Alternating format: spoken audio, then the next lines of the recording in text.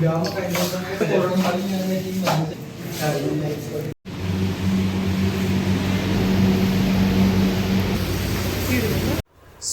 है दोस्तों मेरे स्नेह ब्लॉग में। तो आज मैं जा रहा हूँ बीकानेर अपनी सिस्टर को राजस्थान पुलिस का एग्ज़ाम दिलाने के लिए। तो हम जाएंगे 4 व्हीलर से। तो जीजा जी और हमें लेने आ चुके हैं। इस समय रात के 3:15 बज रहे हैं। हम नहा धोकर रेडी हैं। बीकानेर का रास्ता लगभग 6.5 घंटे का है, इसलिए हम जल्दी निकल रहे हैं यहाँ से। सिस्टर का एग्ज़ाम सेकंड पारी में 3 बजे से और 2:30 बजे गेट बंद कर दिया जाएगा। उसके बाद एंट्री बंद हो जाएगी, इसलिए हम घर से 10 घंटे पहले ही निकल रहे हैं। तो घर से निकल चुके हैं हम बीकानेर के लिए। रास्ता लंबा है और थका देने वाला है, क्योंकि इतनी दूर कार में बैठकर जाना वाकई थका देने वाला सफ़र है। तो हम पहुंच चुके हैं चौमू पुलिया, और यहाँ पर पुलिया के नीचे गजब की लाइटिंग कर रखी है नगर निगम ने। ऐसा लग रहा है जैसे आज ही दिवाली हो। तो दोस्तों हम आ चुके हैं घर से 224 किलोमीटर, और इस जगह को बोलते हैं संगम सर्किल, जो कि रतनगढ़ में आता है। इससे पहले 2020 में मैं इसी जगह चाय पीने के लिए रुका था। तो आज भी उसी चाय वाले के पास चाय पीते हैं। तो ये है वो चाय वाला, और 2020 में इसके पास हमने चाय पी थी। तो सेटअप इसने बहुत बड़ा कर लिया है, पहले छोटा था इसका। और हमारी चाय तैयार हो चुकी है पीने के लिए। जीजा जी और कार में सो रहे हैं, तो मैं कार में उनको चाय देने जा रहा हूँ। और इधर ही आरती सिस्टर चाय बिस्किट खा रही है, और हम भी यहाँ पर बाहर निकलकर टेबल कुर्सी पे चाय नाश्ता कर रहे हैं।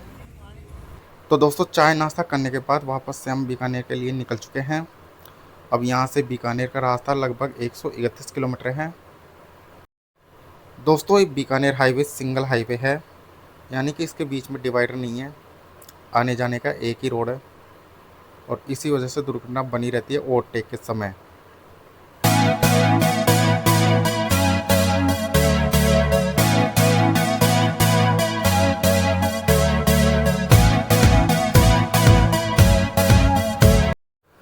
तो आखिरकार दोस्तों हम बीकानेर पहुंच चुके हैं, और ये रहा सिस्टर का exam centre, Star Trek senior secondary school.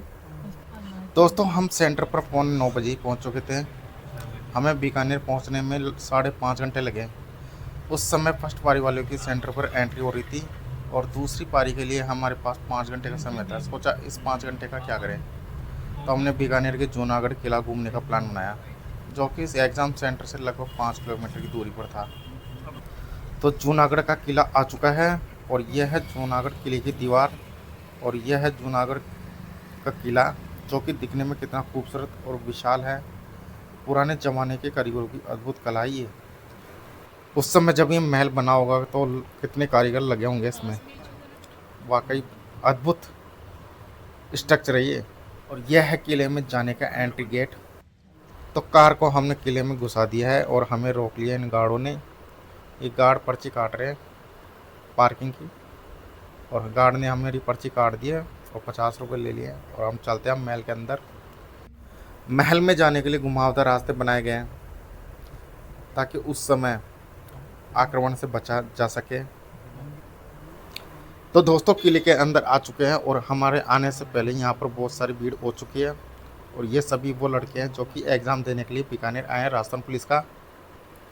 तो इनके पास भी 5.5 घंटे है, तो इन्होंने किला घूमने का प्लान बनाया होगा हमारी तरह ही। तो ये किले का खूबसूरत नज़ारा आप देख सकते हो।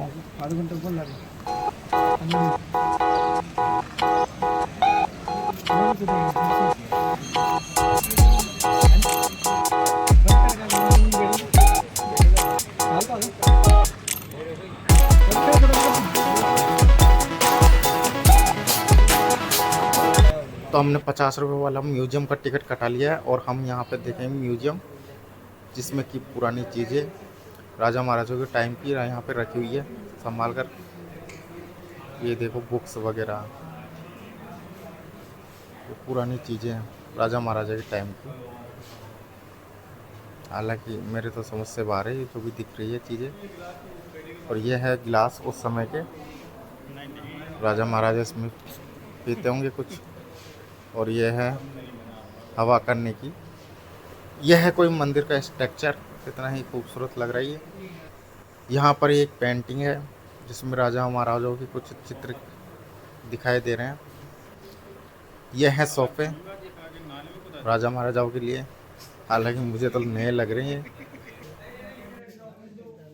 और यहाँ पर ये कुछ मूर्तियाँ रखी हुई हैं उस ज़माने की, जो कि उस ज़माने की संस्कृति को प्रदर्शित करती थी।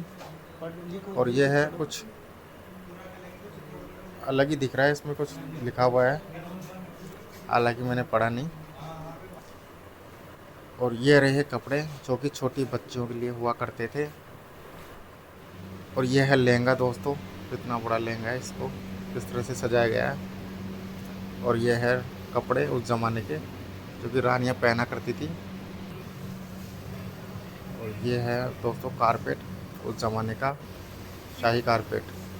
और ये है राजा के कपड़े। तो दोस्तों इस ब्लॉग को यहीं पे समाप्त करते हैं। नेक्स्ट ब्लॉग में आपको जूनागढ़ का किला दिखाया जाएगा।